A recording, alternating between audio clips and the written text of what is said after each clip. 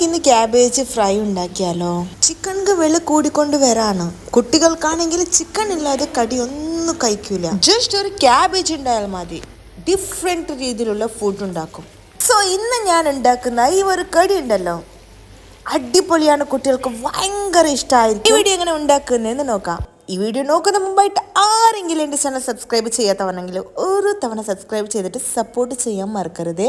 ഞാനിവിടെ പകുതി ക്യാബേജ് ആണ് എടുത്തിട്ടുള്ളത്. ക്യാബേജ് ചെറുതായിട്ട് കട്ട് ചെയ്ത് കൊടുത്തു. ഞാനിവിടെ 2 കപ്പ് കടലമാവാണ് ആഡ് ചെയ്ത് കൊടുക്കുന്നത്. 1 table spoon Kashmiri chilli powder, 2 table spoon sugar ആണ് ആഡ് ചെയ്യുന്നത്, 1/2 ടേബിൾ സ്പൂൺ ടെർമറിക് പൗഡർ, ടേസ്റ്റിന് സോൾട്ട് ആൻഡ് വാട്ടർ ആഡ് ചെയ്തിട്ട് ഇതൊന്ന് നന്നായിട്ട് മിക്സ് ചെയ്ത് കൊടുക്കും.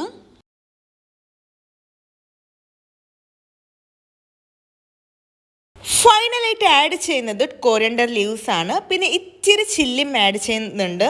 പിന്നെ ആഡ് ചെയ്തിട്ട് നന്നായിട്ടൊന്ന് മിക്സ് ചെയ്ത് കൊടുക്കാം. ഒരു സൈഡിൽ ഞാനൊരു പാനിൽ ചൂടാവാൻ വയ്ക്കുന്നുണ്ട്. ഇനി കൊക്കോനട്ട് ഓയിൽ ഒന്ന് ഒഴിച്ച് കൊടുക്കുന്നുണ്ട്.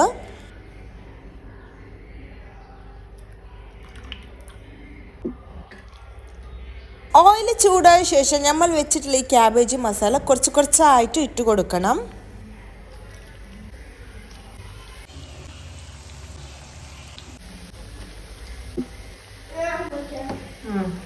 ജസ്റ്റ് ഒരു 50 മിനിറ്റ്സിൽ തന്നെ ഇതൊന്ന് ഫ്രൈ ആവും. മീഡിയം ഫ്ലെയിമിൽ വെച്ചിട്ട് ഫ്രൈ ചെയ്തെടുക്കണം.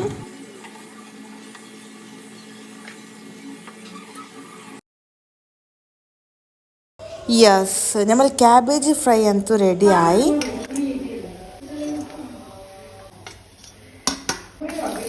ഇനി ബാക്കിയുള്ള മാവും ഇതുപോലെ തന്നെ ഇട്ട് കൊടുക്കാം.